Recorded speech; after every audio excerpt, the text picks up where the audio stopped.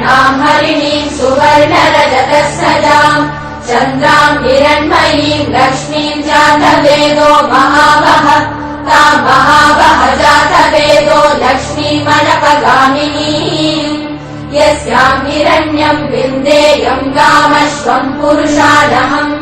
अश्वपूर्वाम् रथमद्याम् हस्तिनादप्रबोधिनीम् श्रियम् देवीमुपह्वये श्रीर्महादेवीर्जुषताम् ताम् सोऽस्मिताम् हिरण्यप्राकाराम् मात्राम् ज्वलन्तीम् धृताम् तर्पयन्तीम् पद्मे स्थिताम् पद्मवर्णाम् तामिहोपह्वये श्रियम् चन्द्राम् प्रभासाम् यशसा ज्वलन्तीम् श्रियम् लोके देवचुष्टामुदाराम् ताम् पद्मिनीमीम् शरणमहम् प्रपद्ये लक्ष्मीम् मे नश्यताम् त्वाम् वृणे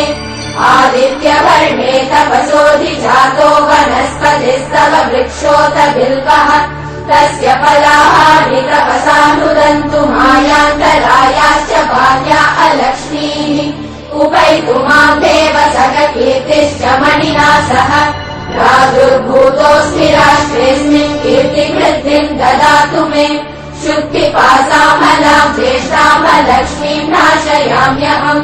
अभूतिमसमृद्धिम् च सर्वान् निर्मृद मे गृहात्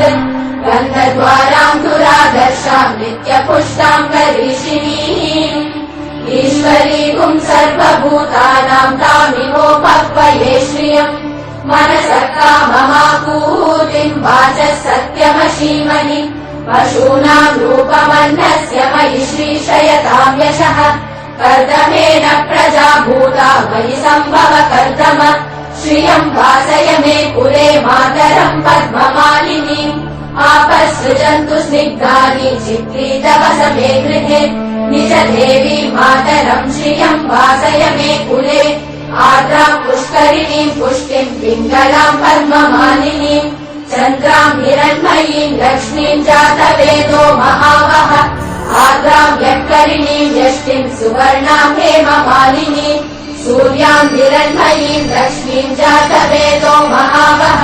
ताम् महावः जातवेदो लक्ष्मीमनपगामिनीम्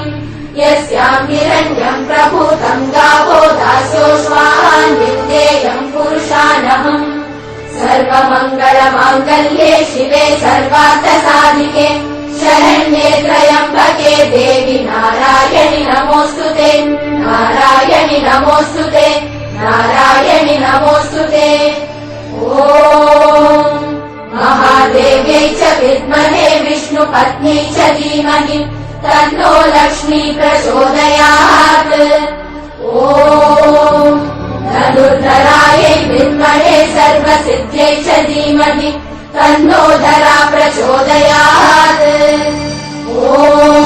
शान्ति शान्ति शान्तिः।